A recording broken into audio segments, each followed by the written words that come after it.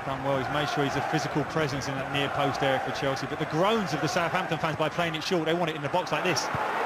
Courtois comes under pressure from Van Dijk. Back in by Target, and Van Dijk hasn't given it up. Courtois well off his line here. And the chip and the header from Long is over. Well, superb work from Virgil van Dijk, and Long really should have made more of it. He's so frustrated, he knows, because we talk about Shane Long, not the biggest man in the world, but he's got a great spring.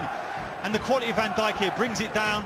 There's enough time to just lift it in there, and that is so inviting for a centre-forward, and Shane Long knows he should be scoring that.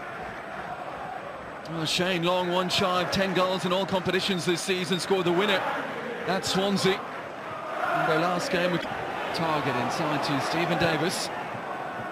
Right down the middle, Van Dijk has stayed forward. Here is Austin to whip it back in, and Cahill had to get there. Jose Font was arriving behind him. You can see what the tactic of Southampton is so obvious. They've been told as soon as you get the opportunity in any wide positions, think about nothing else other than just put it back into that central area. It was a great delivery on the half volley from Charlie Austin. Does well to hold it up and wait for support provided by Oscar. And here's Willian. Oscar sets his sights here. A good strike and forced it. Well, not just saved it, but held it.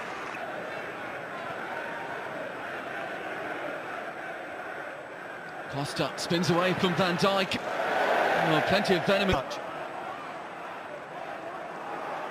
Austin quickly onto that loose pass. Davis.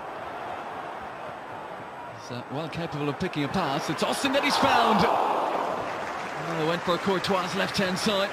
Well, you get the perfect example of why Austin got those 18 goals for QPR last season. Doesn't think about anything else. Drops into the space, first touch, shoots straight away. Don't allow the goalkeeper to get set, and it's just past the near post. You talk, Gary, to some people who really know their football, yourself included, about Charlie Austin, and the big question as to why he wasn't. Well, Forster has been very well protected today.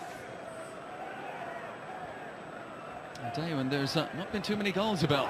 Oh, here's a chance. Shane Long. Courtois comes. Long finds the bottom corner. What a fabulous finish from Shane Long. Match winner in the last outing against Swansea. And when the chance presented itself there, it was an unerring finish. Late stages of the first half, Southampton 1, Chelsea 0. What a great time to get the goal, and Shane Long, we know about his pace, but it just looked like his touch had took it too far away from him, and you're expecting Courtois to come out and smother it. He doesn't. Looking at Rackman again, don't know what he's trying here, but Shane Long gets there, and the composure just for that little dink finish. What a wonderful goal. A bad moment for Baba Rackman. It looked like Courtois was going to get there. There was only one way he could beat the Chelsea goalkeeper. And Long found that way.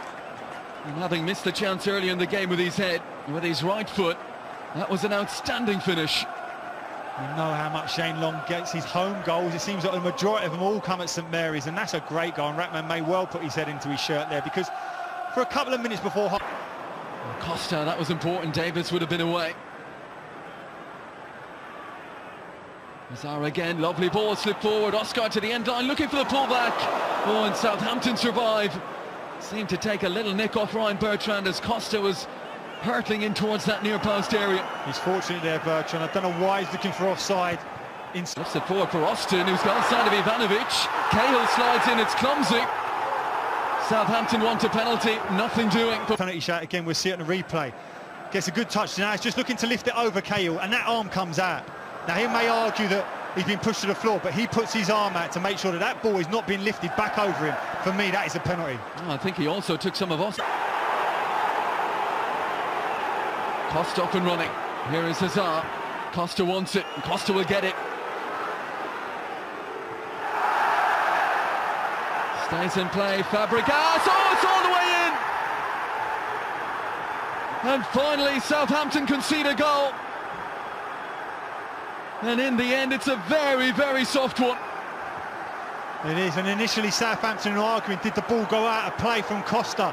But when Fabregas gets it, he just leaves it in that area, and his uncertainty then between Forster and his defender allows the ball just to trickle in.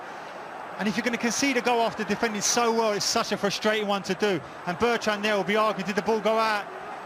But look at Van Dijk, he allows Hazard to run into there. If he just blocks the run, Forster's got all the space to come in and collect an easy cross, but he doesn't.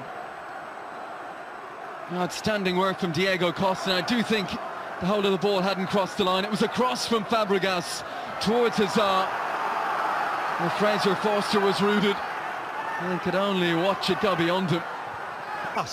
Don't walk, don't amble back. Cahill suggests to Willian where he wants it. Here it comes, Ivanovic!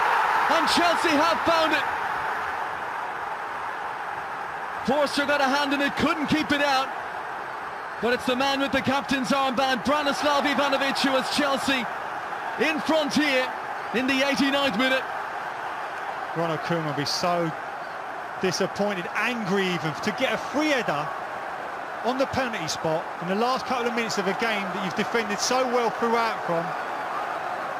Look at Ivanovic. We know about Ivanovic. If you allow him a 1-2-3 jump, he's going to beat most people. We've seen it for years in the Premier League. And Van Dijk, why he doesn't get touched tight to bump him away, I do not know. Well, he made it his, Branislav Ivanovic, just his second goal of the season. But playing a captain's part for Chelsea here. 1-0 down with 75 minutes played, and hitting side now leading by 2 goals to 1.